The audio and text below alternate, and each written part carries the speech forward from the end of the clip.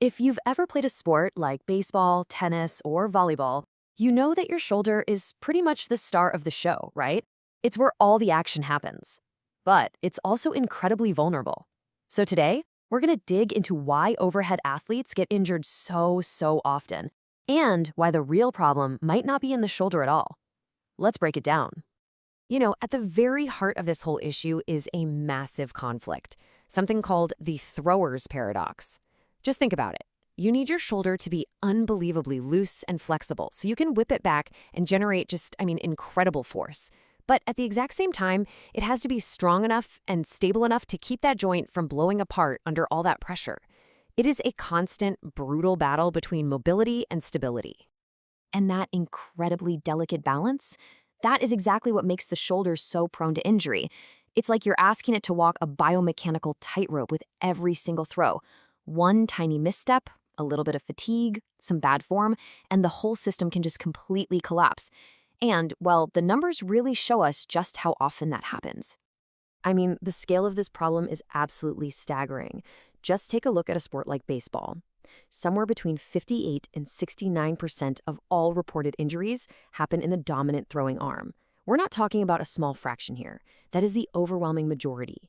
This isn't just an occasional thing. It's a full-blown epidemic in overhead sports. So what actually happens when that balance gives out and things go wrong? While the injuries that pop up are often painful, they're debilitating, and they can sideline an athlete for months. Sometimes they can even end a career. So let's get into the nitty-gritty of what's actually breaking down inside that shoulder. Okay, first up, we have slap tears.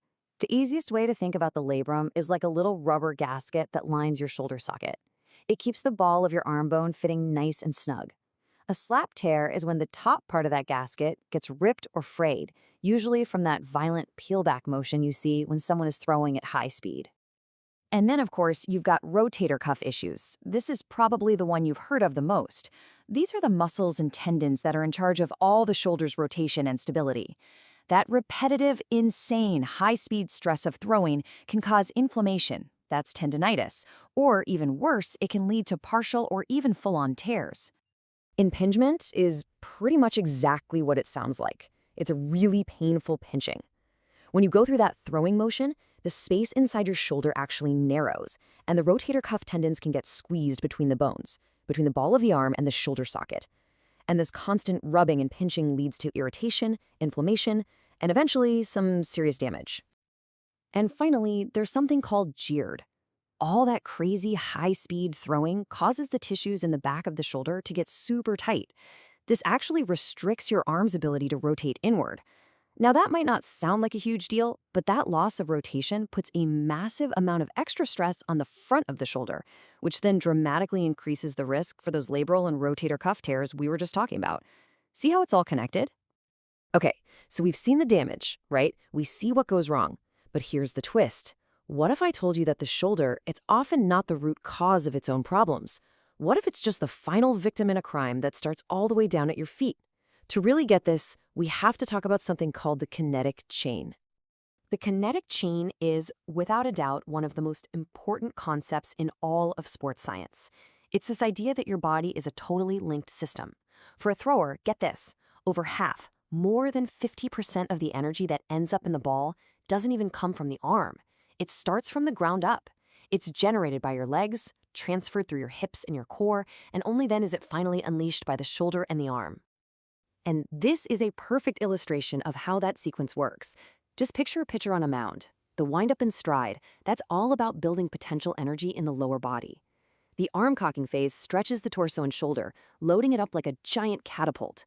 Then comes the explosion, arm acceleration, which is this violent, sequential unwinding of the hips, the torso, and finally the arm. But just as important is the deceleration, where the muscles have to slam on the brakes to slow that arm down.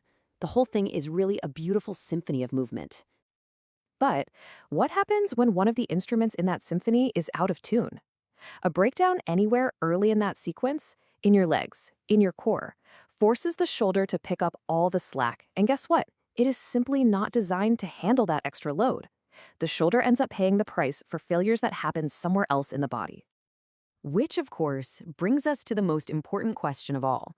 If the shoulder is the victim here, then who are the real culprits? Where are the weak links in that chain that are actually causing all these injuries? So this is the key. You have to understand this catch-up phenomenon. On the left, you see how it's supposed to work, an efficient transfer where energy flows seamlessly from the ground up. But on the right, that's what happens when there's a weak link. Say you have poor hip rotation or a weak core. The energy transfer just stalls out. And to make up for that lost power and still throw the ball hard, the shoulder and arm have to go into complete overdrive. They try to catch up, generating way more force than they're built for, and that leads directly to overload and eventually injury. And what's really interesting is that research is showing some of these weak links can actually differ by gender.